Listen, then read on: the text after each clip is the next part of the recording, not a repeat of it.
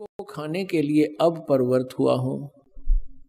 अर्जुन, तू ना युद्ध करेगा तो भी मैं इनका नाश करूंगा। तो वो काल कौन है? वो श्री कृष्ण काल नहीं है। श्री कृष्ण नहीं बोल रहे थे, श्री कृष्ण में एक भूत बोल रहा था, एक प्रेत की तरह बोल रहा था। कौन? ये ब्रह्म बोल रहा था, जिसको वैदिक धर्म वाले जिसको ब्रह्म कहते हैं, और संत मते को उसको ज्योत स्वरूपी निरंजन कहते हैं, काल निरंजन भी कहते हैं। वो गीता जी अध्याय नंबर 4 के श्लोक नंबर 5 और 9 में कहता कि अर्जुन, मेरे जन्म और तेरे जन्म मृत्यु बहुत हो लिए और मेरे भी बहुत हो लिए, तू नहीं जानता मैं जानता हूं। फिर कहता कि अर्जुन, मेरे जन्म और कर्म अलौकिक हैं। अब उसके कर्म न्यों अलौकिक हैं कि मैं कभी किसके सामने नहीं आता। गीता जी अध्याय नंबर 7 के श्लोक नंबर 24-25 में गीता ज्ञानदाता यो काल श्री कृष्ण में बोल रहा है।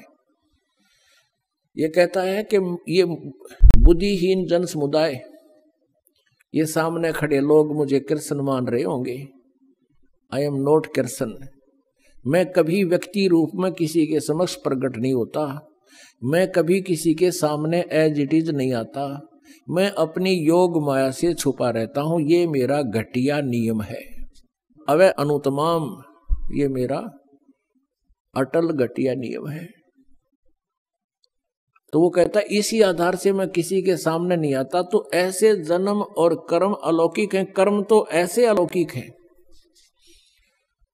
कि वो किसी में प्रवेश करके और जो करना कराना है वो कर देता है, और भला बुरा जिसके अंदर वो प्रवेश करके करता है इस क्रिया को, उसी के निमित्त हो जाता है। जैसे एक बार